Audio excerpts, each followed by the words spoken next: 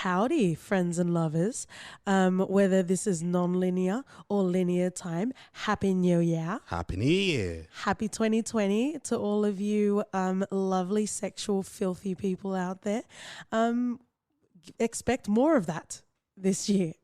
Thank you so much for tuning into our podcast. Obviously, you'll get to the main part of the episode, but we just wanted to record Happy New Year tidings, and also the Golden Globes just happened, OT. They did. And aside from Ricky Gervais, a lot of things went on as well. I think the only moments were Ricky Gervais and Succession winning the award. Yes, for the best drama series, and also to our thespian daddy, Brian Cox. So congratulations. We couldn't get our Kieran Coughlin. Listen to the rest of the episode for that. But congratulations all around. If you haven't watched Succession, do yourself a favor. Leave your kids and family and everyone alone for 20 hours and then come back to this episode. Mm-hmm. So let's dive into the first your phrase or mine for this year, OT. Oh, I'm so ready for this. Because there are King Lear sort of influences and alluding to in Succession, I've taken it from King Lear. It is from Act 1, Scene 4 by The Fool. Mm-hmm. Who is King Lear's personal stand-up sort of comedian. So this is the quote, and I want you to give the modern day translation because it literally says what it says. Okay. Have more than thou showest. Speak less than thou knowest. Lend less than thou owest. Use whatever resource you have wisely. Bam. Wham, bam, spank your ass. That is correct, sir. I'm good like that. Because sometimes sexual adventures can be easy if we consent. Now, before we cause any more trouble, let's get on to the show.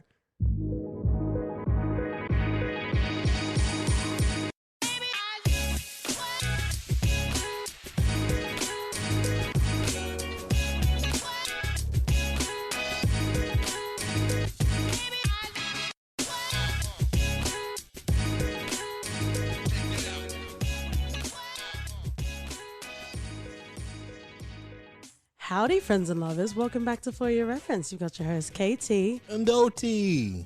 And dust off your cloaks and sharpen your daggers because we are going to make a tomlet, and you can't do that without breaking some Gregs.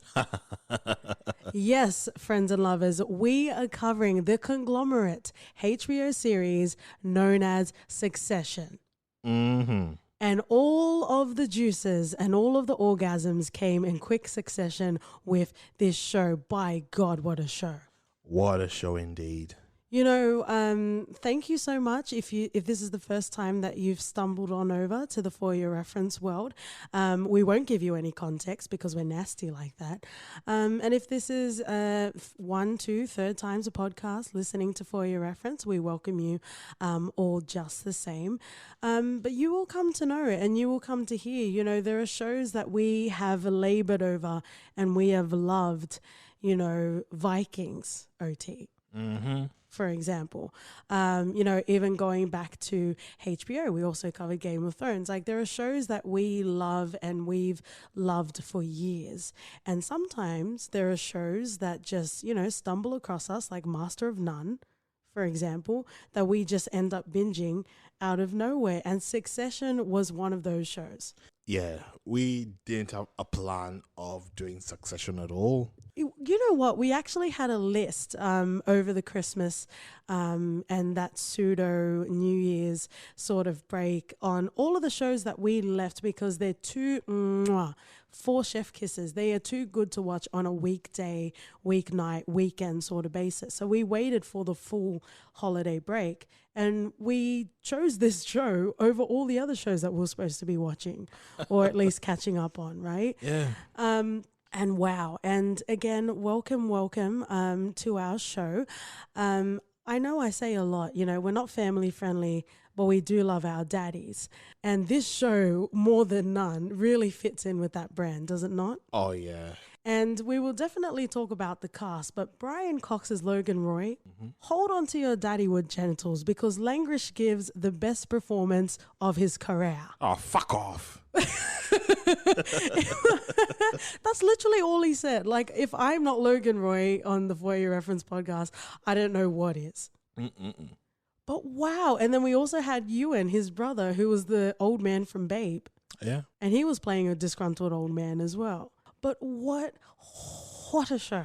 A very, very good Just show. tantalizing and teasing. And you know what, OT? Like, this show was literally, we'll talk about first impressions, but I want to say it here. Thank you for listening to our podcast. Succession is a new sex position. Like, you just, once you discover it, you were just banging it out all day until you get those 20 episodes. Oh, yeah, for sure. In whatever position you choose, you just put a poster of Shiv in there, and that's your position. No, my dick just dried up. I wouldn't even fuck you with Rome's dick. No way. Oh, wow. Okay, so this is a relatively new show. For a show that is so steeped in experience and drama and tragedy, it's crazy to think that it only started last year. Yeah. Actually, no, I'm getting my years confused. 2018 is a better way to say it. Oh, yeah. Yes, so it's currently 2 seasons, 20 episodes. It did get some accolades in 2019. It won a BAFTA for Best International Series. It also won some Emmys, and it was also nominated, but it won some Emmys, mainly for the main title theme, which I definitely think we should talk about because the music is quite great. Oh, it's one of the best out there. And accolades to Jesse Armstrong as the creator. He also won an Emmy for his writing. As well. We also have Adam McKay, who directed The Big Short. Go and check out our episode of The Big Short. But let's wow. Yeah, low. And that's part of the new sex position. It is. Rinse and repeat, my loves. Well, let's start off with first impressions, which is what we always do, right? Did you ever come across this show? Were you excited because of some of the actors that were on it? Do you just love Peep Show? That's why you followed Jesse Armstrong into Succession. David Mitchell gets a shout out just because I said so. How did you even find out about the show? Well, I make it a point to keep tabs on everything that's Vomit. going on out Let's there. give OT some time to pull his glasses up. No, but the fact is, I saw the poster for this. I was like, saw the title, Succession, and then saw the poster. I was like, yeah, I read the synopsis. I was like, this is not for me. It sounds very soap opera-ish. It does. Like very Bold and the Beautiful. It does. And in my mind, It looked very rich. Yeah. In my mind, I was just thinking a Tyler Perry sort of scenario going on. Damn, dog. Yes, it was that low. We love Tyler Perry, but his products are for a different sort of consumption. Wow. So it took a while. I just ignored it and never really gave it a time of day until I visited one of the forums I regular, and it was right up there as one of the best TV shows going on. I was like, Katie, we have to try this shit. And then after we tried this exposition, we watched Succession. Yeah. I think you're talking about Arsblog, but that's a story for another day. Yeah, but yeah, and it's something that watching the show, we never really, a lot of the shows that we watch, we gravitate towards a character. Yeah, this doesn't really, actually, we'll keep talking, but I don't really think this show has a protagonist, but let's go. We gravitate towards a character, whether it's the protagonist or not. There's always that one person that we like rooting for from the start off. Yeah. With this show, we were like, fucking hell, we don't like anyone in this. It kept on changing from Kendall to Rom to, it just kept on changing constantly based on what they were doing at the time. And I've never been so enthralled, captivated watching a show that I didn't really like anyone in particular. Yeah. It was just, I couldn't believe it. But god damn, if they did that to me, someone who gravitates towards a character and I just cling on to them because that's the shining light of the show or that's who I want to succeed. Bloody hell, man. This show just gave me different options all the time. It made me think of what's going on, who's going to take the throne. You know what? I would go as far and say, I know what you're going to do, yes. What do you think I'm going to say? You're going to mention Game of Thrones. You do not know me that well, but just now that you mention it, Oh, fuck off. I wasn't. See, fuck off. There you go. That wasn't even part of the reference. That was just me. Now that you mention it, this is how a battle is done in Chase of that Throne. It is so beautifully done. I think this is how it's supposed to be done. Like Succession just completely showed everyone how a coherent story in terms of so many characters, so many moving cards. So many moving parts. I intentionally avoided that. But I lean into it. What about your first impressions? Oh, why thank you. What a hospitable host, OT. Mm-hmm. I'm not sure if we're quite as wealthy, but I do appreciate the hospitality. You're welcome.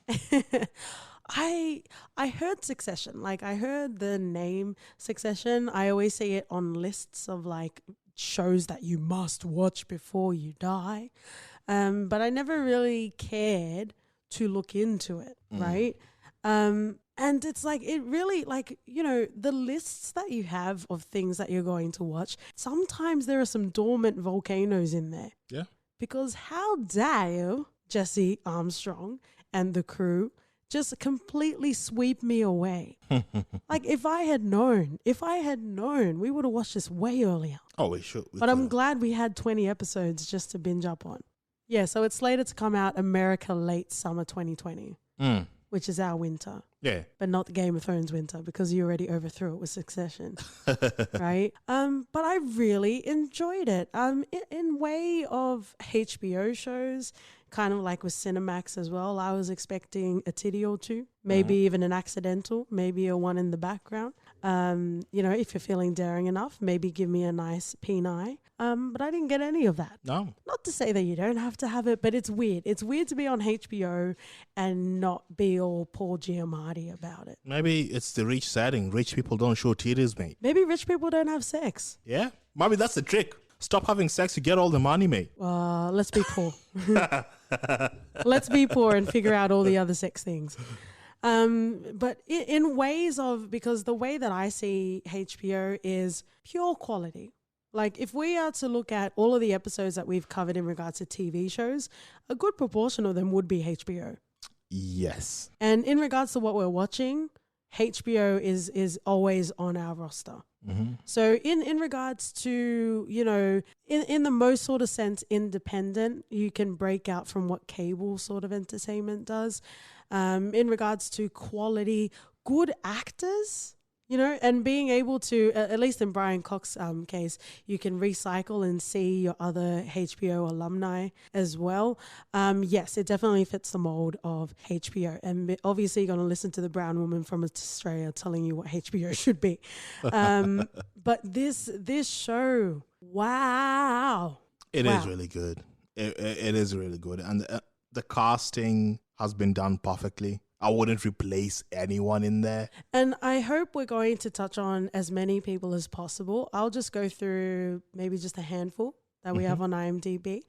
We have Hayam Abbas, who plays Marsha Roy. I don't think I've seen her in anything. Neither have I. Yeah, but she is marvelous.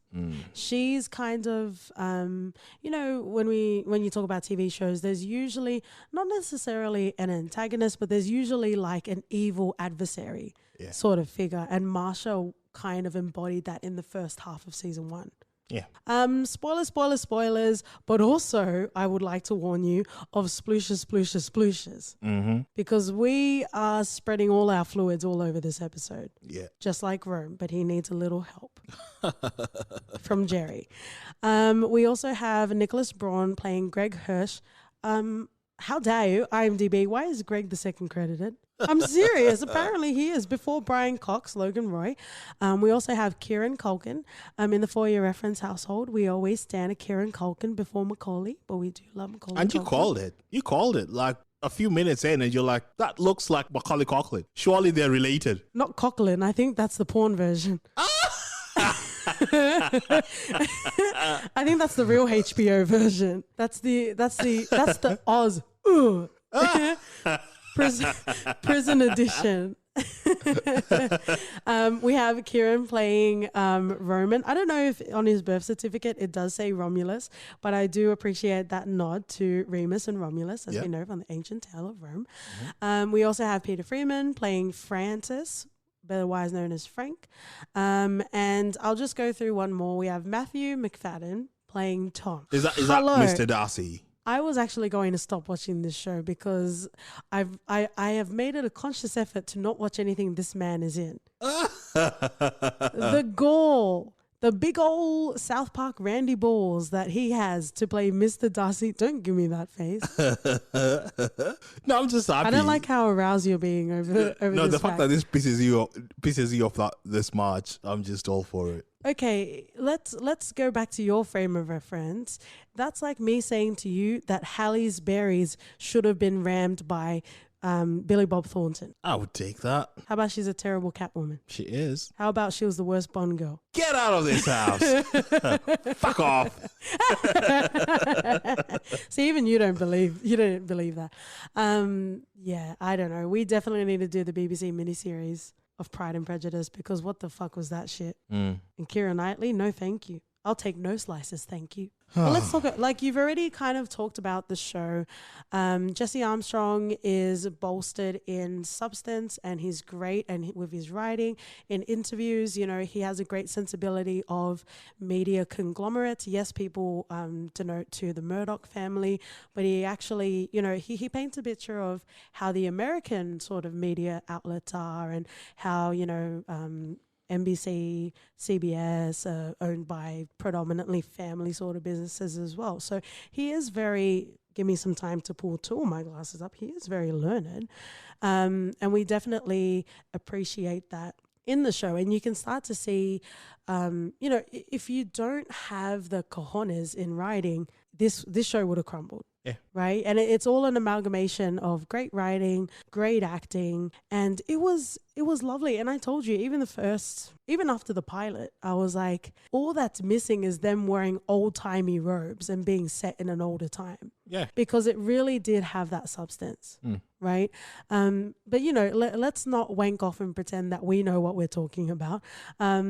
I guess I need to go back to high school and when I read King Lear, but there are some themes that are throughout that as well. But, you know, the classic sort of tragedy elements that you have, you know, family members stabbing each other, fighting for the throne, and stabbing each other in pleasurable ways as well. Oedipus, if you're nasty. It was great and I really loved it. And, you know, let's go back to the comment about there not necessarily being a protagonist. So, you know, Logan is the epicenter. Everything flows back into Logan. Yeah. Right? Everything comes from him. So, you know, it was interesting to see. It's literally a strategic chess game. Yeah. All of the characters that we have, the only sort of dimension that you get is from how they have benefited and how they can benefit from Logan Roy. Right? And, you know, there are some elements that just weren't explored in the show, and never, ever, ever have I ever wanted to know what childhood was like for characters except for this show. Yeah. I feel like they could do a spin-off of the Logans, the younger years, and it'll completely be a hit. And I am not for milking shit and having spin-offs and prequels and fuckles and, you know, all of these sorts of things, but I would be fucking interested in that. Me too. To see from their frame of reference how they turned out to be the way that they are. Especially fucking Connor. Oh my God. Yes. Yes. He's an enigma, mate. No, he's quite transparent. Like I think it's because he looks well put together that you don't realize that he is fucked in the head. Yeah. Like he's literally fucked in the head. But we'll definitely get to the characters and what that means. But it is very interesting because you see them vying for the position, you know, for that top sort of job. And it is called Succession, right? But there seems to be no genuine sort of intention for Logan to pass that on. Yeah. It's one of those things where he's been there. He built his empire all by himself. Like he's not, he didn't come from any sort of old money or anything like that. Yeah. So you could tell that it means everything to him. And the fact that he has children who are to some level incompetent. To every level. Can I just say, if I was a rich like super amazing old man Logan Roy, I would be fucking pissed off that those are the products. Those are my kids. That's my fucking legacy. You can piss right off. And I'll take you back to the comment where Marsha was talking to Shiv and said, he gave you a sandpit and you thought it was the whole world. You know, they don't know anything about the real world. They all think they're they're all super entitled. Yeah. And they never really stepped out into an environment where they had consequences. Yeah. And I think we can get to some more specific examples when we explore the characters, but it's a very interesting show. And, you know, there is the school of thought, and even sometimes OT feels this way, like, you know, it's hard to resonate or care about shit characters. I fucking love it, you know? And that's what I was saying. That's what I was saying. Like, in this show, I kept on changing who I was supporting every single episode. Yeah, like, with every different arc, I was just shifting my goalposts over and over. And I was watching your goalpost over and over. But your pendulum swings so much. Like, you will hate someone and then you will love them. It's like, just the heavy balls. Damn, dog.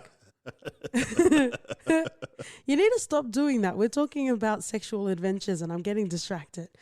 But in regards to these characters, like, they're so fragmented. And I don't think a lot of them, Shiv in particular, and we'll talk about the characters in particular, but I just want to make this comment. Shiv is very shitty. Like, a lot of her characteristics are fucking shite, right?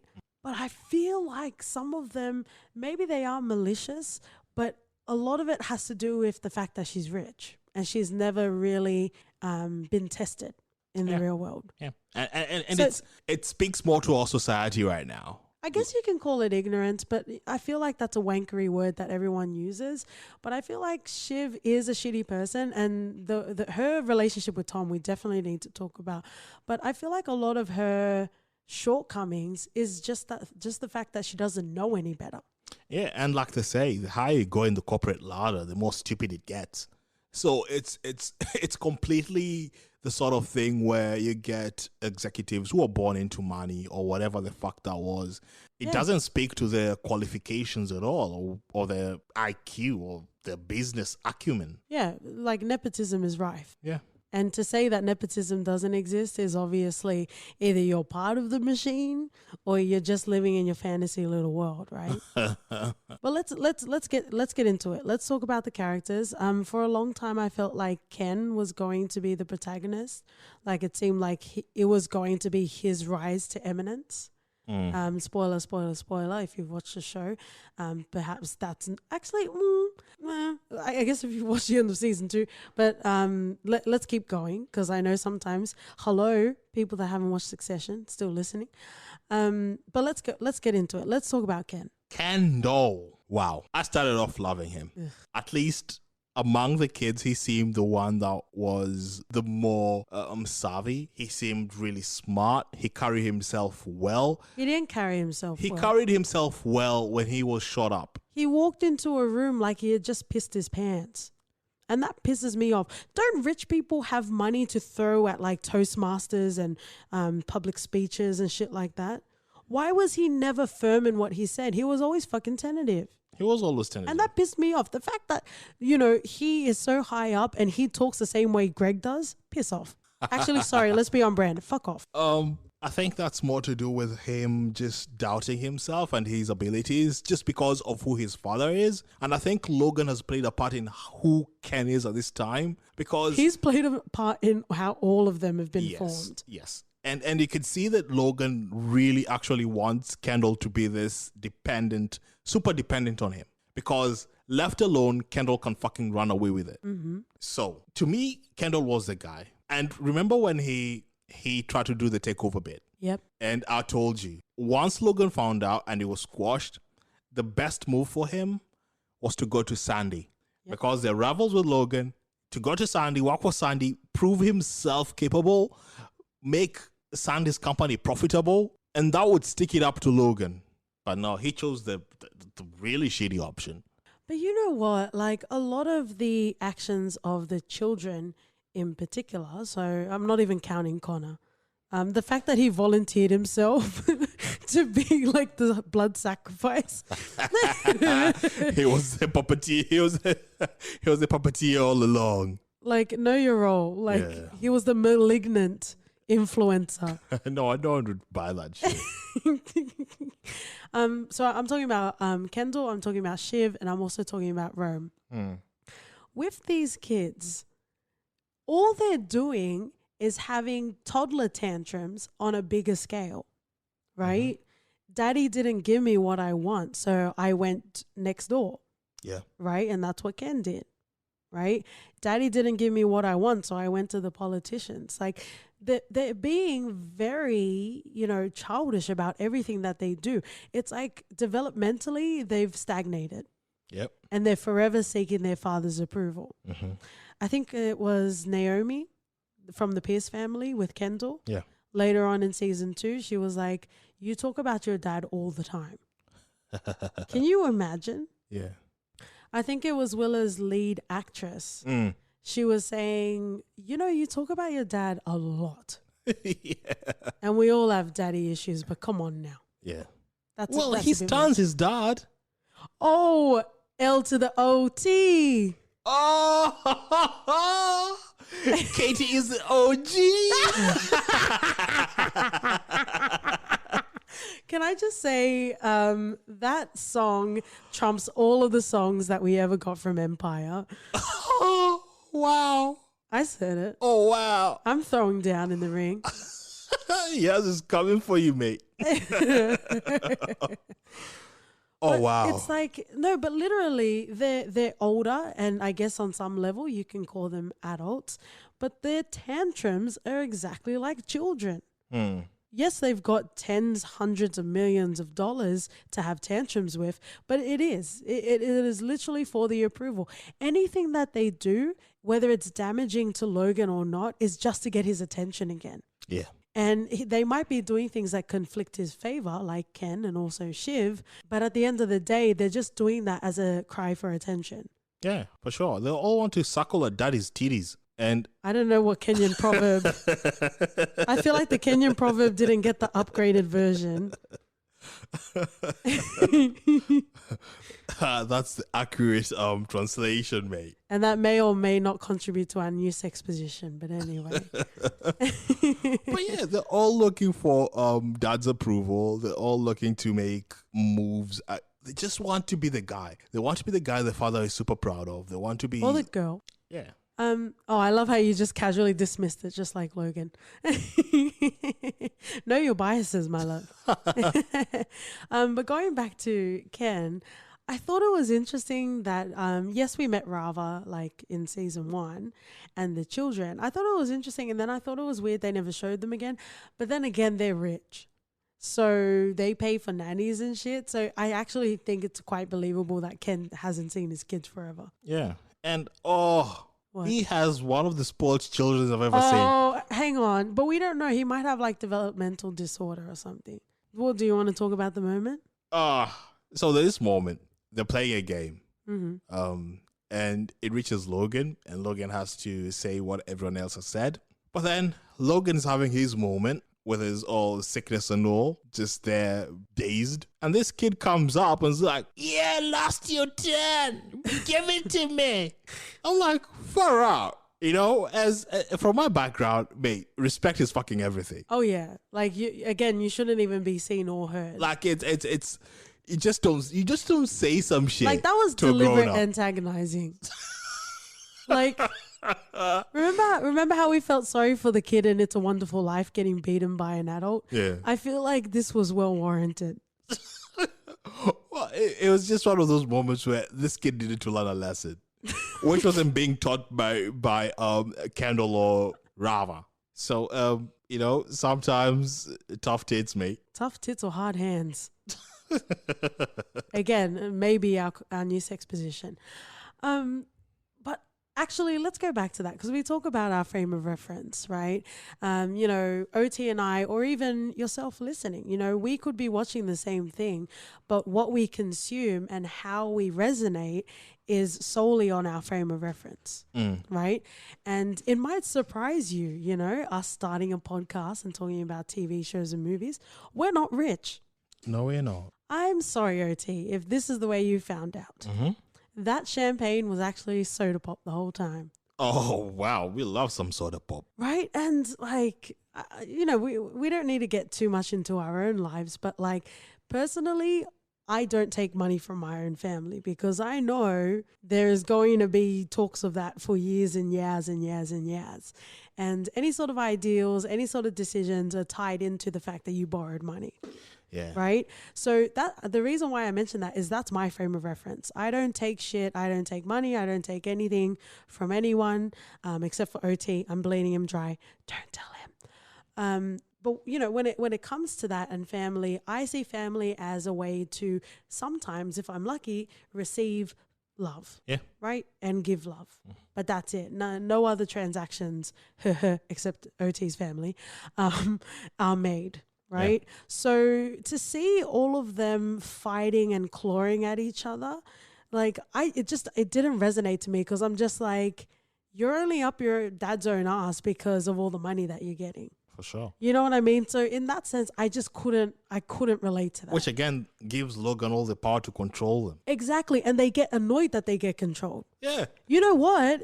Branch out, motherfucker. Exactly. Do something for yourself. Be like, oh, you want to control me? Joke's on you. I'm not taking anything from you, so you can't say shit. Yeah. But because they've endlessly got their hands in his pockets, maybe pockets with a hole to the fly, who knows? You know what I mean? So everything they say is void. Yeah. Because they're out for the money. But, maybe I'm just a celestial being and I don't know what it's like to, swindle people. Except for OT, I'm bleeding him dry in all the different ways. So I found it really hard to play relate that backwards and you'll hear her worshipping Hail Satan, mate. Hail Satan! Again, we definitely need to make that a Patreon only episode. Oh, for sure. Because we've got lots to say. Yes, let us know when you're ready to talk openly about religion. But it's very interesting. I think even just to take a step back for a second, like Will Smith and Jada, right? Mm-hmm. Super awesome, super talented, super successful, and their come up was all on their own bootstraps. Yep. Right. And it's amazing. They continue to have a great career, respectively, but to start off at a platform of wealth, I don't know if that necessarily translates. It really doesn't.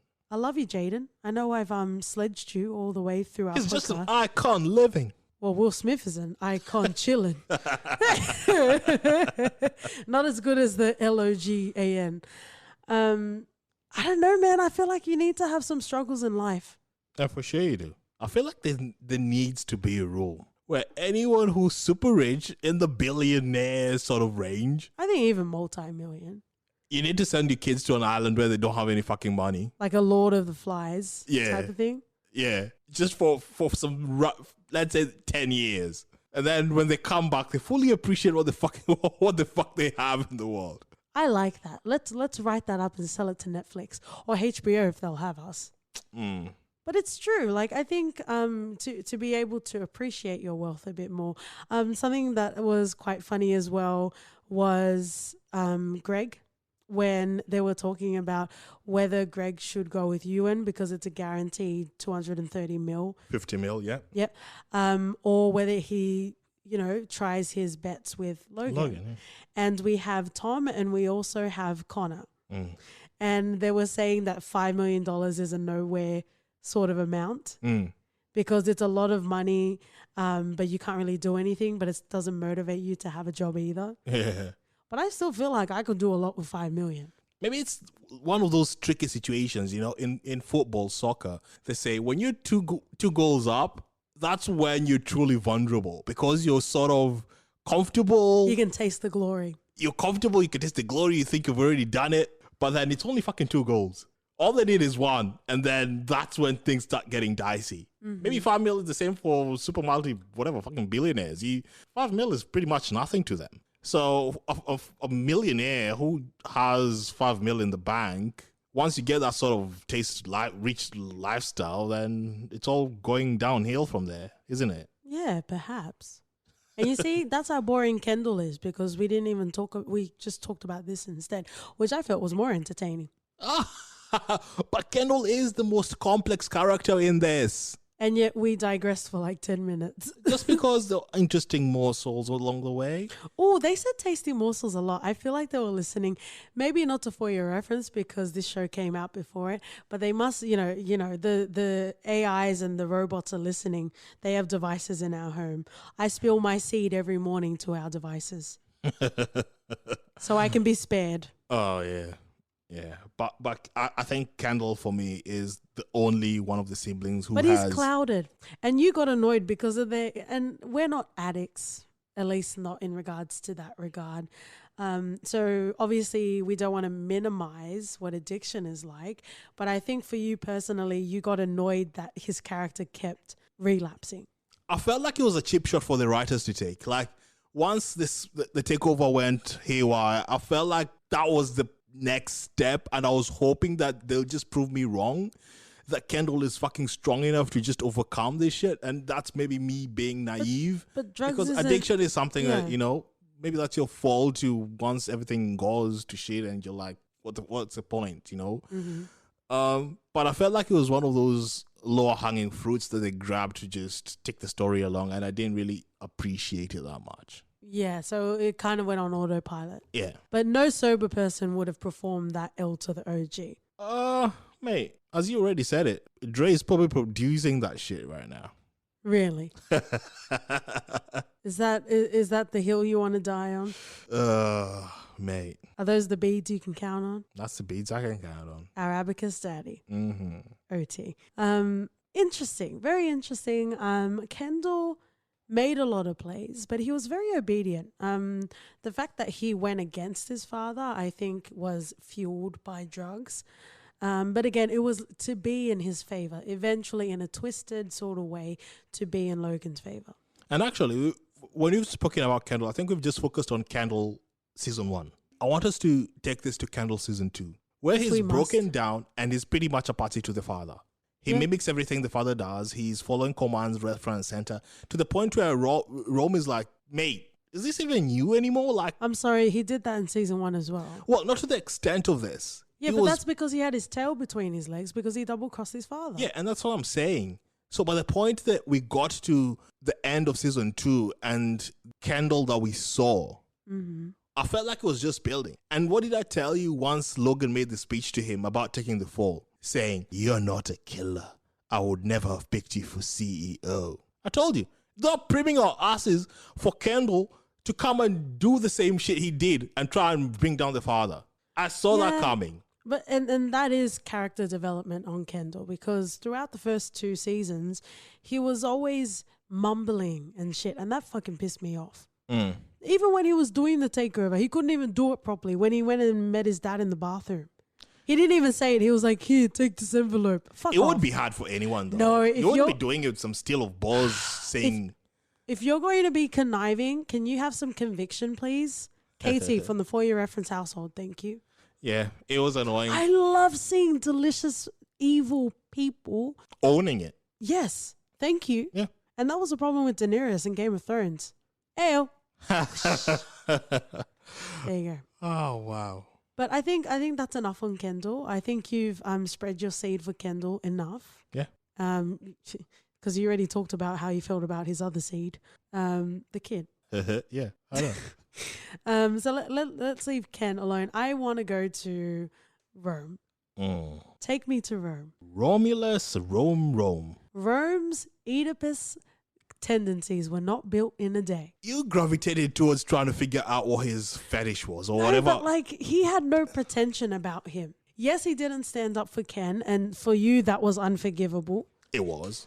Which I understand, but a lot of shitty things happen, but you really kind of focused on that fact, right? No. Did you see? I just gave him a Logan power move just now. I literally put my dick on his shoulder. That's what I did. But in regards to Rome, he had no pretension about him. He said a lot of salacious shit, and maybe that's why I related to him. But he didn't have any pretensions about him. He was himself. He didn't, if he ever tried to play a game, he was quite transparent about it. He didn't try and act as if he had more morals to him, that he was holier than thou and he was untouchable. He knew that by nepotism, by birthright, he had moved up in the company. Yeah, and he appreciated it. And you know what? Rome had been a COO and he was making decisions, and, you know, in a lot of cases, he made very infantile sort of decisions, but he was out there and he was in that sort of executive role for a long time, way longer than Shiv ever was. Yeah. But the problem with Rome for me is he has no fucking backbone. From that one example. Then myriad of examples in this show to show you how flaky he is. He promises Kendall. Yes, he was a questionable sort of character, but Logan even said it himself. People like you. For all of his shortcomings, yes, he might have been a questionable person, but in regards to business acumen, he did have it. And even Logan said, people like you. People like Rome, but he did not have business acumen. And that's why he took the business management training, because he needed to learn some sort of shit to go along with whatever fuckery he was doing in the boardroom anyway. But he was going out there, he was making contacts, he was getting clients way more than Shiv did. And Kendall already had a leg up, as you saw it already. Yeah, but when it came to business, I think people saw his potential. Jerry certainly did. Say what you want about Rome, but when Logan was talking to Ken about not being a killer, Rome is. Rome makes hard decisions. He makes decisions that Shiv and Ken would never make. So if you're talking about characteristics that, like, you know, that distinct him away from his siblings, then that would be it. The fact that he went and he had that final meeting at the end of season 2 and they were at gunpoint and he was being, you know, he had to pitch for an hour, and it's so much easier, right? Because everything was riding on that. They also had Congress as well. So they were having not just, you know, corporate sort of pressures, they were also having government sort of pressures as well. Right? So it would have been easier for Rome to say, let's just take it because of the sheer amount of money and how it will get them out of that situation. But his business acumen, yes, I'm so bold to say, consulted him otherwise. And you have Carl that was standing in his corner as well. And then you had the other dickhead that fucked off on his little boat. Right? That is not something you tell me now, after 20 episodes of living in this world, that is not something that Ken or Shiv would have done. They would have done a meeting. He would have looked like the playboy. You know, you would have looked like the golden child that you negotiated all of this, you know, hefty amount of money. So as far as you know, it might fall apart, but for now it looks promising. Shiv and Ken would have just let that ride. And as Rom explained it, he's a bullshitter, so he knows other bullshitters as well. And that's what ticked him off. But that's what I'm saying to you. Ken would be too scared to tell his dad no. He would want all of that praise. Shiv is too, what was that lady's name that came from Pierce? Rhea. Yeah, Rhea. Rhea said that Shiv thinks she's smarter than she is. So in that sense, she's not self-aware enough to know where perhaps she is falling short. Maybe, and it's something. I am starting the Rome fan club, whether you join it or not. Well, Rome is super flawed, just like any other of the characters. Yes, that's fine. But he doesn't pretend to be anything else. He doesn't pretend to be anything else. Agreed. But to put him above Kendall having more business acumen than him is just simply wrong. No, but I'm saying in that example, he was a killer. And that does include business acumen. You think you have executives all the way up the top of a massive media conglomerate that are clean? Of course they're not. Exactly. That's why you need sharpshooters. You need killers like that. Yeah, and Logan turned Kendall into a killer. Angels don't rise to the top of media conglomerates. And you know what? And that's why the closing scene of season 2 was so pivotal, because Logan is smiling when Kendall is making his announcement, because he knows he's built that monster. He knows Kendall has finally turned that switch and has become that killer. Yeah, nice of you to join after 20 episodes, Kendall. Nice of you to join. Fucking hell, man. Well, season 3 was fine. I just hate people that are tentative. I hate people that aren't direct and they apologize for their existence. It fucking pisses me off. And he did that. He wiggled his tail between his legs every time he walked into a room. Yeah.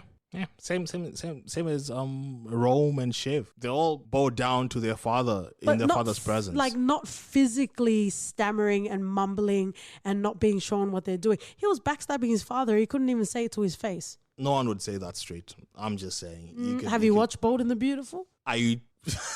Yes. And the fact that my reference landed means everything. that all that needs to be said. No, but seriously. Cool. Let's agree to disagree and move on to Shiv. See, that was a very Kendall response of you.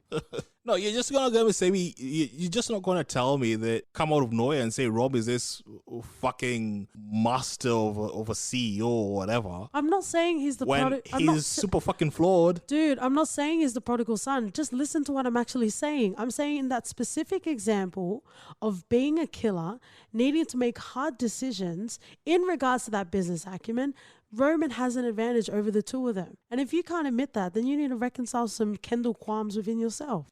Maybe I do. Maybe we're watching a different show. But to me, Rom is farthest from a killer in this. Okay, give me one example where Kendall or Shiv worked against their own self-interest. Because that's another business acumen there. Kendall tried to take the fall for everything. At least. No, because you saw he used that to his own advantage. Well, not. Okay, fine.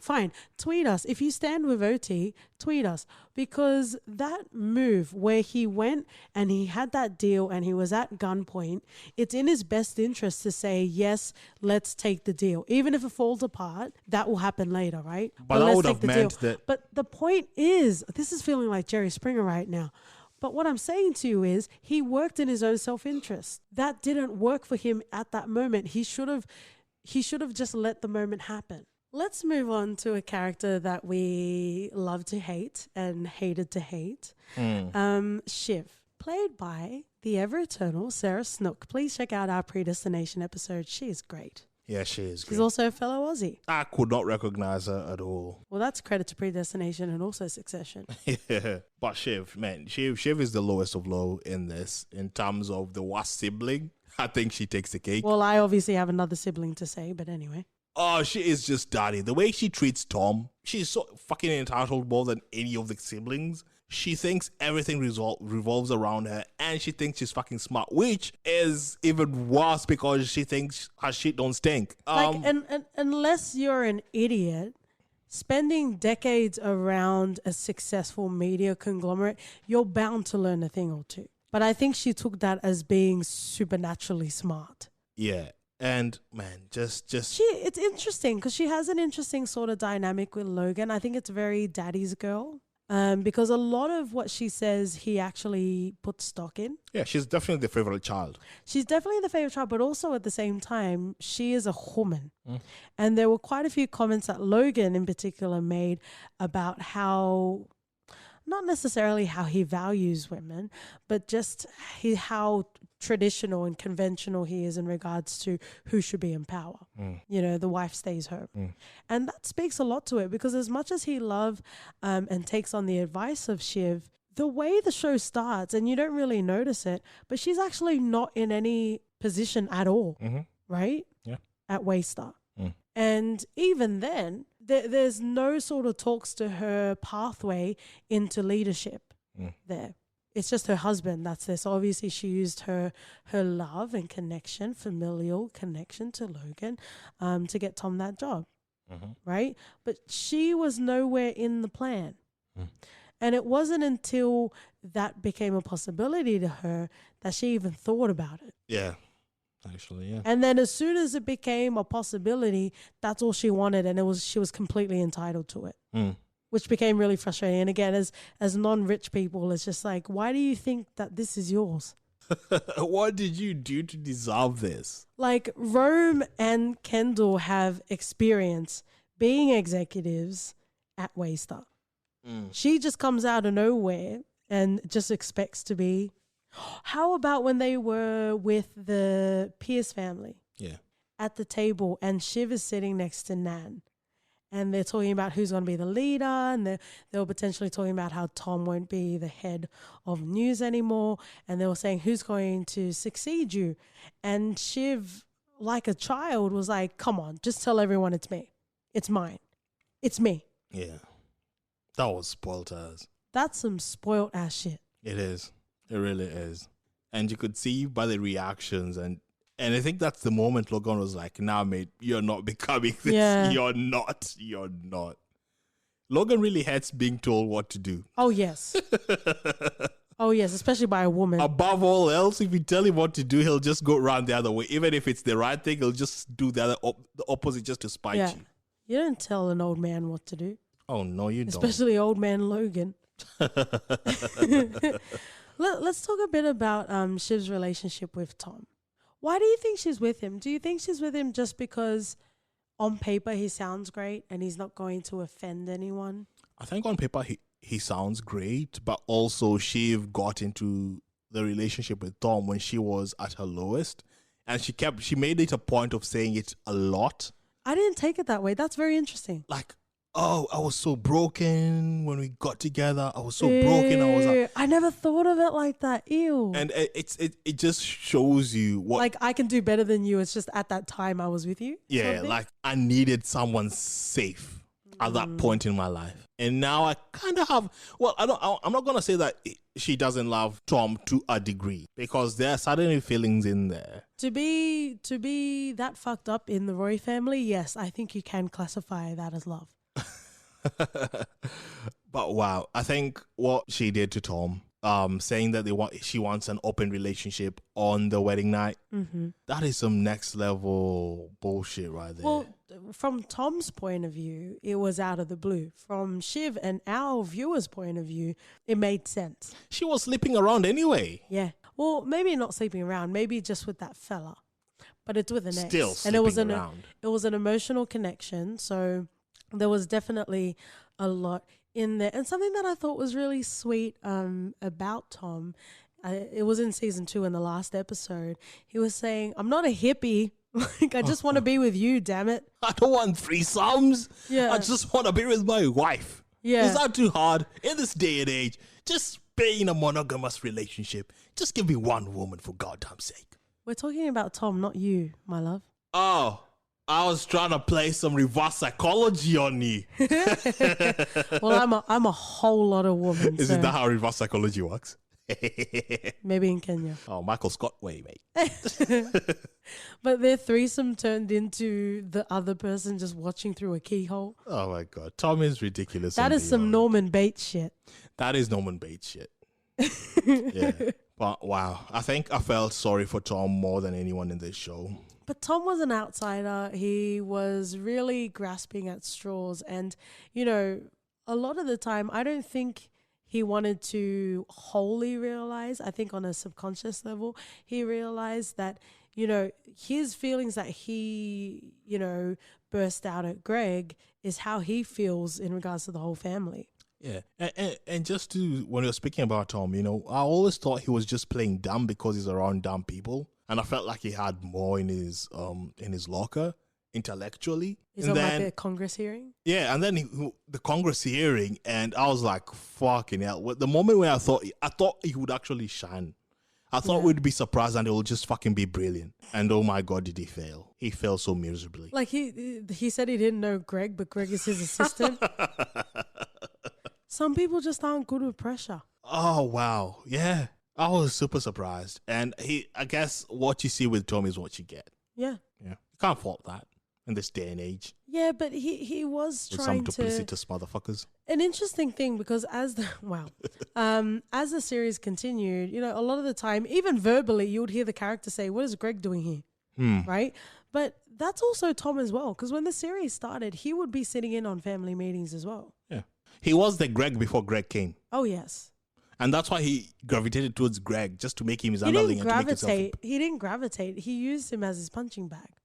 Yeah, to make him feel better. He's one of those people where he bullies people, but he only bullies people that are lower than him. And then the Congress meeting, them speaking Why about would he tell Greg about the papers? That's what I don't understand. If you want a lackey or you want a mule or you want a scapegoat, why don't you tell the scapegoat what they're a scapegoat for? That's such a dumb thing to do. It is a dumb thing. Yeah, that was really stupid. Between 2 and 5 a.m., that was the only time he wasn't sending that email. Who sends that fucking... Actually, let's go back to the hearing, because when they were talking about Tom, they're asking him why do they call him Mo? Yeah. And it seems like they deduced that the only time they sent emails to, like, addressing Mo wasn't to him directly, and when he was sick, they never addressed him as Mo. Yeah.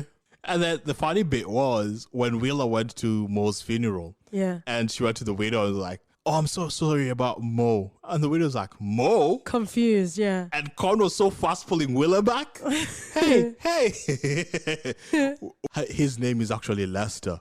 We just call him Mo because Mo Lester. It was a different time, though. It was a different time, just to be clear. So good. The fact that it became a family joke. Yeah, ridiculous. And everyone knew about it. Just so good. Yeah. And I think that's a level of rich that we will never get to. No. Like that humor. Yeah. Oh, and the show looked really good as well. Oh. Everything looked expensive. It looked money. Yeah, for sure. HBO's got money, so maybe it was money. But wow, like I like the feeling that I would never get to cross paths with any of these guys. That's how rich they are. Except maybe at a sex party. Oh. Tom, was there a name for the comeback? No, I don't think I'm going to call it a comeback unless there's a name for it. Suckle of cum? I don't know. Nah, comeback sounds better, dude. You reckon? Yeah. Vote now. We'll send you our bank details. Vote now. Yeah, comeback sounds better. I think a lot of the time as well, like Tom, not even Greg, maybe the way Greg was treated, served as like the comedic sort of relief in this. A lot of the funny things were funny because it was dark and it was fucking twisted. Something I want to mention in regards to your best friend Kendall. Like, again, like, I don't understand. In my head, if you're rich, like mega rich, where apparently like giving millions of dollars to victims, which was very sad. But if you've got like tens of millions of dollars just throw away like that, I would assume in my head, in my fantasy world, if people are that rich, they have classes for everything. Classes for etiquette. Or you know what? My family wasn't rich, but we knew if we had troubles in the family, we keep that shit to ourselves. Kendall didn't learn that lesson. Every time he learned some sort of information, he went and told people out of the family. Why? Yeah, it's crazy. Because every time, we can go back and watch it, but every time he shared a piece of information, vital information, it was used against him. I don't know why he did that. You know, the funny thing about this show is, the one thing that I had, like, I know from my circles, family is pretty much everything. And regardless of whatever qualms you have with them, you always just stick with family. You can have all the arguments and all the backstabbing, but as long as it's within the family, it's fine. But once you start involving third parties in, externals in, that's when shit now gets real. Yeah. And I think that's the one thing that I think Kendall just dropped the fucking ball on. Because he started all this mess of the takeover and the bear But he hug. kept going back to his friend. Yeah, Stewie. And he kept telling him shit. And I'm like, he's made it very clear to you that He's not he's going to trustable, back. Well, he's going to back wherever the money is. Yeah. But he made that very clear. Yeah. He even told him, like, yeah, I will go with the money. But even after that, Kendall kept going back to him and telling him all these secrets. Oh, wow. Yeah, he is special. Wow. Just interesting. An interesting scope of characters. We didn't really get to talk about Rome and Jerry. Rome and Jerry. Can that be a new cartoon? Wow. Yeah, Adult Swim. Come on, pick it up. Interesting. And I think it was season 2, maybe even the final sort of episodes where, it was on the boat. And Rome was talking to Logan and he said, is Marsha here? Is there someone you can talk to? Like, can you talk to Marsha? And Logan was like, I don't need therapy. You might want to fuck your mum, but I'm fine. Which is crazy because I didn't think he knew. No, it's quite blatant. Yeah. Unless it was just a primo stab in the dark. Because you called it. I was just thinking that he maybe preferred something different. Actually, yes, because let's talk about this because all throughout, I think like the first sort of season, you're like, oh, is he gay? Like, because it was, I think the way it was presented to us was he wasn't having sex with his girlfriend. Yeah. Is that the same girlfriend that walked out that night or that was a different girl? A different girl. Yeah. But in any case, we start to see that he's stunted sexually for whatever reason. And you said he was gay. And I'm like, don't do that. Like, that's so, like you said, with the whole drugs thing. I'm like, that's such a default sort of storyline, right? He's not having sex with women, so he's gay. And I'm like, no, Don't do that to me. There is way too much brewing in Rome for that to be the story. I refuse. I will start a petition because there's so much complexity there, right? Yeah.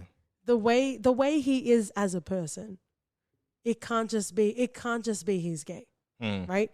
So I was like, oh, I need to, and him in particular was the reason why I wanted to know what their childhoods were like. Yeah. No glimpses into the childhood, no flashbacks, but I want it. Please, HBO. Please. You think that he had a sort of relationship like Norman Bates had with his mother? I don't even think it's necessarily the mother in particular. I think it's more how he consumed his childhood. Ooh, that is an erotica novel that KT needs to write. I don't know if the world needs to read it, but I definitely need to write it. Because let's go back to the sex party where he was blaming Kendall for putting him in a cage to be a dog. But it turns out, according to Connor, he actually enjoyed that shit. Yeah. And he might have even asked Kendall to do that to him. So it might not necessarily be a cut and dry Oedipus sort of complex. But there's definitely something that triggered this shit. It's being forbidden. It's being told not to do something. And let's have a real conversation. Hello, we are your sex therapists right now. He actually talks to his girlfriend about it. And he's like, can we do something that's wrong? If we both agree that it's right, does it make it not wrong anymore? I think it's, again, live your own best lives. If you want to do missionary for the rest of your life, then that's fine. With all of you, just have a monogamous missionary sort of life. But the fact that Rome was trying to open up and talk about his sexual sort of, exploration where he wanted to go, I thought that was quite admirable. It was admirable. To be repressed sexually is a dangerous thing.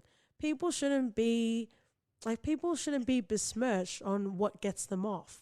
Yeah, but depending on what it is. Obviously, there are some things you wouldn't cross. But I think he went full 100 with this, though. Like, but okay, so let's remove the Oedipus layers, right? So when he was talking to his girlfriend, she was supposed to be dead, but dead bodies don't get wet. Right? Yeah. So it just ruined the fantasy. He wanted. No, but like, let's peel the layers for a bit with my unqualified sex therapy qualifications.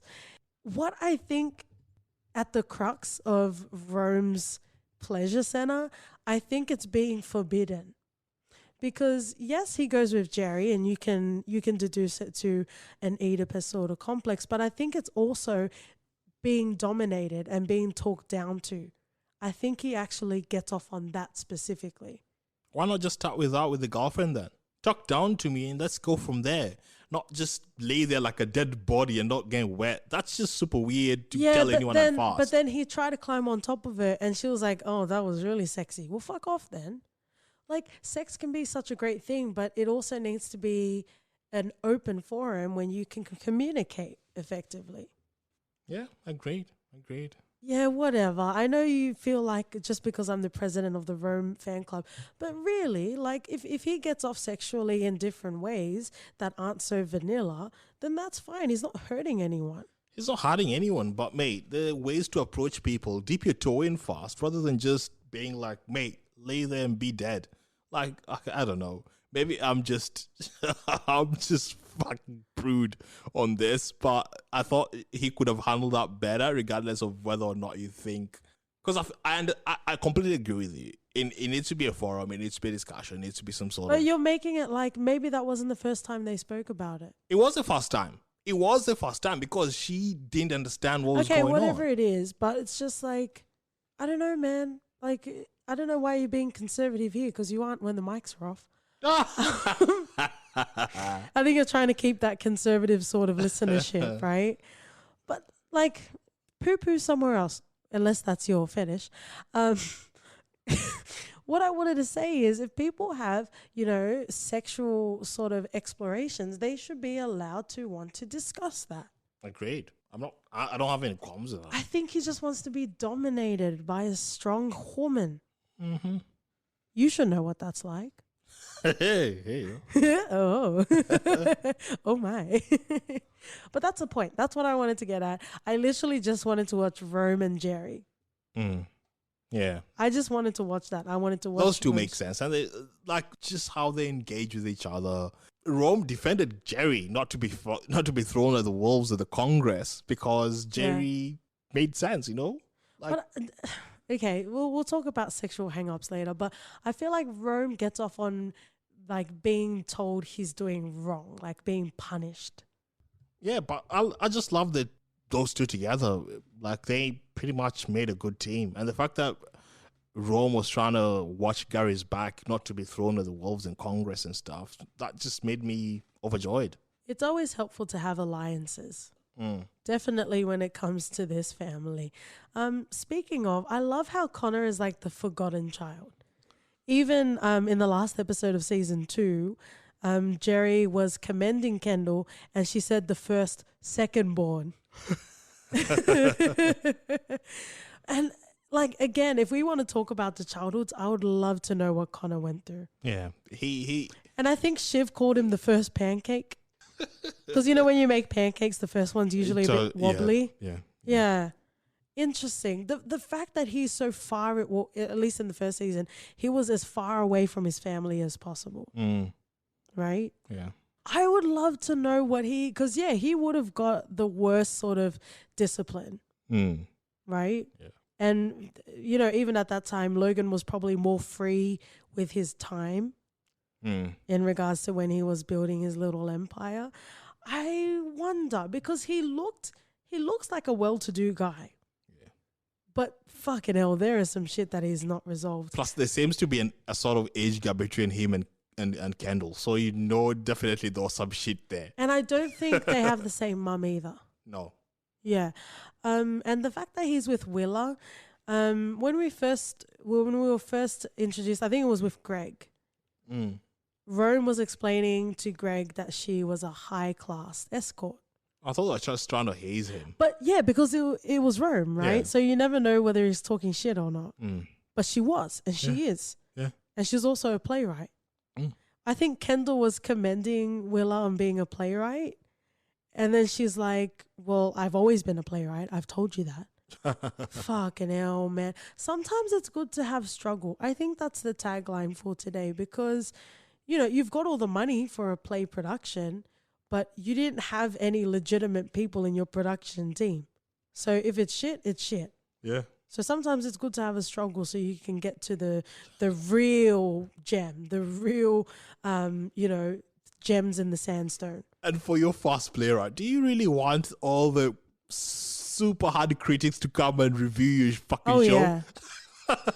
Can you just imagine the way Connor was? Daddy, can you give us some reviews, Daddy? Just go and push some back and tell them to give us a good review. Could you imagine just having that much power? Yeah. And if not, Daddy, can you just give me a little 100 million? Oh yeah, just casually. Oh my God. But that money is just there. Yeah. Like that wasn't even money for them to worry about. Bloody hell, man. And Logan was like, drop out of the race, you're embarrassing all of us. Someone had to tell him. Yeah. Actually, no, everyone was telling him it was a bad idea. And he told people to shut the fuck up. Yeah, because of the con heads. Oh, he's gifable. Oh, sorry, he said GIF.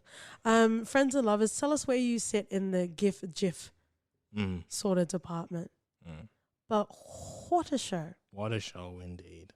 I am so glad we came across this. Well, we knew it was always there, but I'm glad we dived into this show. It's well worth it. It's super bingeable. You'll find yourself. It's an hour long each episode, but it doesn't feel like it. And the tension is there. It is palpable. Yeah, and it's not like some of the Netflix binging to make you binge that, you know, they just put a climax at the end of an episode, like, you know, how Family Guy did it. Family Guy did the cutaway. Well, the whole episode they're just staring at the sea, and then at the end, Peter pushes Stewie into the water. Yeah. Watch the next episode. But no, nothing like that. It's interesting throughout. It's fucking amazing. And I think, and exactly what OT was saying at the start, it's very rare for us to not give a shit about any of the characters, but be fucking captivated. Yeah. Super bloody rare. I think this is the first thing I've seen like that, to be honest.